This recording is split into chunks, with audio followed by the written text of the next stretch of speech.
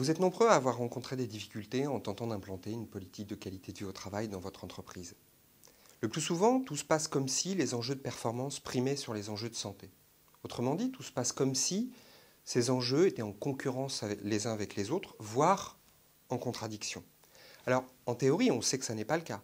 On sait que ces enjeux ne sont pas contradictoires. On sait notamment que les émotions positives éprouvées par les individus, c'est-à-dire leur santé psychologique, leur bien-être, favorisent le développement de comportements positifs au travail, tels que la coopération, la créativité, et par là apportent des bénéfices économiques à l'entreprise. Ça, c'est ce qu'on sait en théorie. En pratique, ce qu'on observe, ce à quoi on assiste, c'est à une véritable confrontation entre les enjeux. Je prendrai l'exemple du rythme de travail. Imaginons qu'un diagnostic dédié à la qualité de vie au travail mette en évidence que le rythme de travail est un facteur de stress majeur. Par la suite, on entendra, de façon caricaturale, en tout cas c'est moi qui caricature, on entendra deux types de discours. D'un côté, le discours des représentants des salariés, qui rappelleront que cela fait 10 ans qu'ils tirent la sonnette d'alarme. D'un autre côté, le discours des représentants de la direction qui insisteront sur le renforcement des contraintes économiques durant ces 10 dernières années. On est donc face à une problématique majeure. Comment éviter cette confrontation ?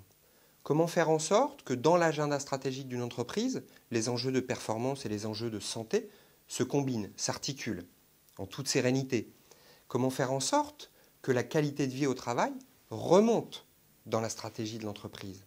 Eh bien, pour faire remonter la qualité de vie au travail dans la stratégie de l'entreprise, il faut commencer par faire descendre la stratégie dans la qualité de vie au travail. Et ceci dès les diagnostics. Qu'est-ce que cela signifie ? Ça signifie qu'il faut intégrer d'emblée des données telles que le positionnement de l'entreprise, telles que l'actualité ou l'historique de ses marchés, ses contraintes de production ou encore les évolutions technologiques et réglementaires. Pourquoi est-ce si important de prendre en compte ces données d'emblée ? Parce que c'est la meilleure façon d'ouvrir immédiatement sur des pistes de réflexion qui articulent, qui combinent correctement les enjeux de performance et les enjeux de santé. Alors bien sûr, ce n'est pas la seule condition de réussite d'une politique de qualité de vie au travail. En revanche, ce que nous savons d'expérience, c'est qu'il s'agit d'une condition nécessaire à l'implantation d'une politique de qualité de vie au travail.